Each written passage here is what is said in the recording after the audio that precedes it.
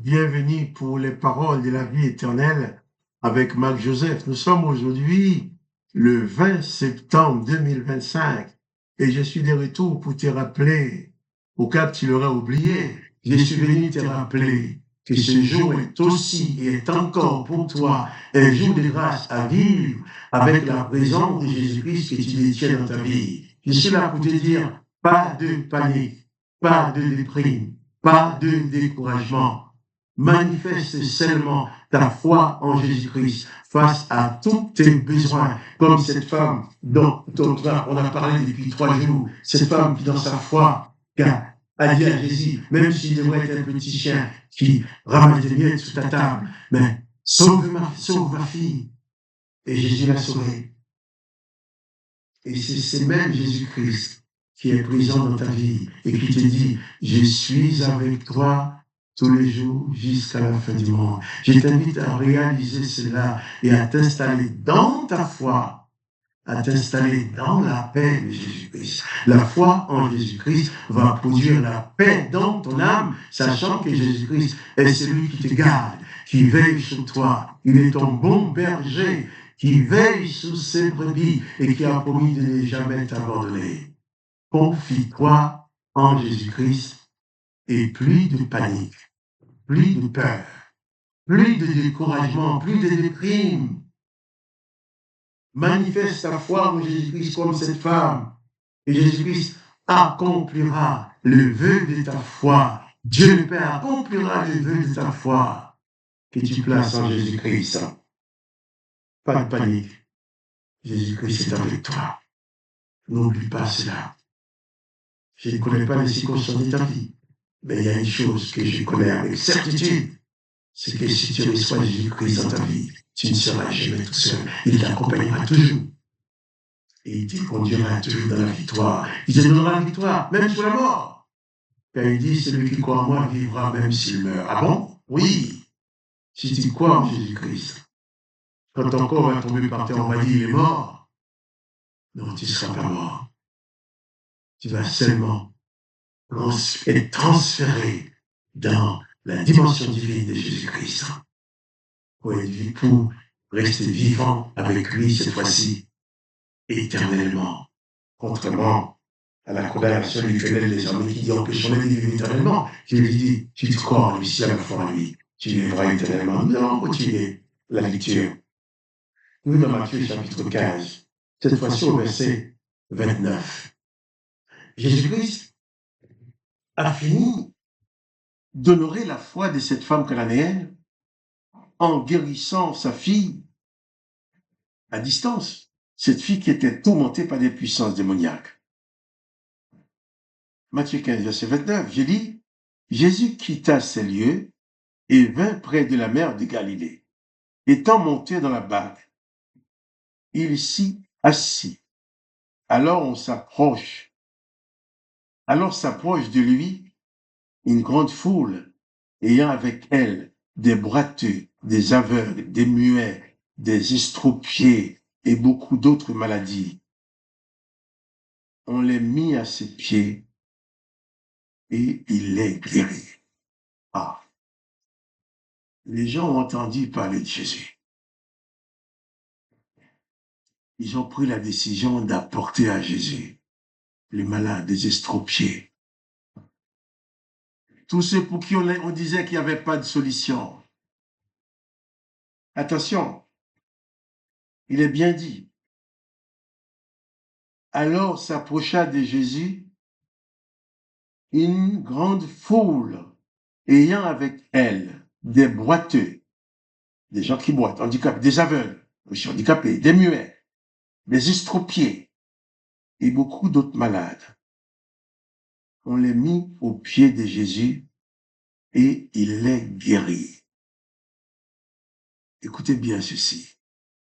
Je vais prendre le temps de te décrire une petite partie de la qualité de vie de ces gens qu'on a amenés à Jésus-Christ.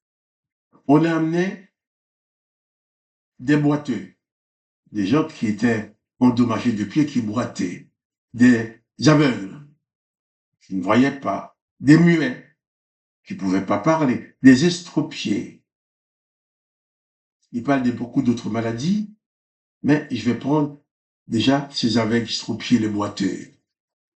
Ces gens-là, ce sont des gens qui étaient exclus de la société religieuse d'Israël.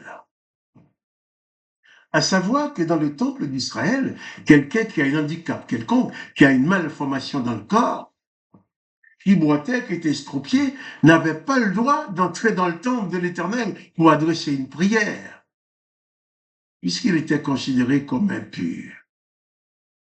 Il est dit même, quelqu'un qui aura un gros firon quelque part sur son corps n'a pas le droit de se présenter devant ce Dieu-là. Les gens ont compris que là où les serviteurs de l'Éternel étaient obligés de chasser loin du temple, loin de les sanctuaires, les estropiés, les misérables, ceux qui souffrent, ceux qui sont malades, ceux qui ont un handicap dans leur corps, ils ont compris que Jésus n'était pas de cette même doctrine-là.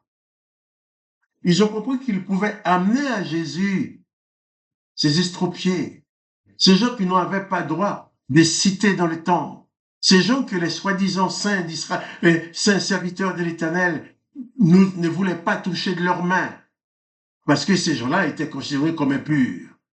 Ils vont pas toucher un boiteux, ils vont pas toucher une handicapée, ils vont pas toucher une femme cette femme qui avait la perte de sang, qui a été guérie. Mais ces gens qui savaient tout cela, savaient aussi que toutes ces personnes qu'ils ne pouvaient pas présenter devant l'Éternel, ils pouvaient les amener à Jésus. Ils n'ont pas demandé à Jésus de guérir ces gens-là à distance. Le texte nous dit, elle alors s'approcha de lui une grande foule ayant avec elle des boités, des aveugles, des muets, des estropiés et beaucoup d'autres malades. Ils sont approchés de Jésus. Ils ont placé tous ces handicapés, ces estropiés aux pieds de Jésus. Et Jésus ne les a pas dit non, ces gens sont impurs. Je ne veux pas entendre parler d'eux. Il ne faut pas les approcher de moi, je vais rester pur. Non. Jésus les guérit. Jésus les guérit. Les religieux de l'époque n'avaient aucune pitié pour ces gens-là. Les lépreux que Jésus a guéris. À cette époque, quand quelqu'un était déclaré lépreux, même sa famille était obligée de l'abandonner. Il y avait cette vallée qu'on appelait la vallée des lépreux, où tes lépreux étaient là, tous les lépreux étaient là, ils vivaient seuls, sans famille. Ils n'avaient pas le droit de prier, ils n'avaient pas le droit de s'approcher des autres. Ces lépreux, quand ils passaient quelque part, sachant qu'ils pouvaient avoir un nom lépreux, ils devraient crier à haute voix, impur, impur, je suis impur, éloignez-vous. Leur famille leur apportait la nourriture, mais ils ne pouvaient pas s'approcher du lépreux pour donner la nourriture. Il déposait la nourriture à un endroit à distance. Il va crier pour dire, viens, j'ai amené la nourriture. Et il s'éloigne de loin pour voir leur famille, leur fils ou leurs parents, lépreux qui vont prendre la nourriture et s'en aller. Aucune communion avec. Mais Jésus a permis que tous ces lépreux, tous ces estropiés s'approchent de lui. Il les toucha. Jésus n'a pas pris la fuite quand les lépreux arrivent vers lui. Tous ces malades handicapés qui n'avaient pas le droit de citer dans les temples de l'Éternel, ils avaient le droit de citer au pied de Jésus.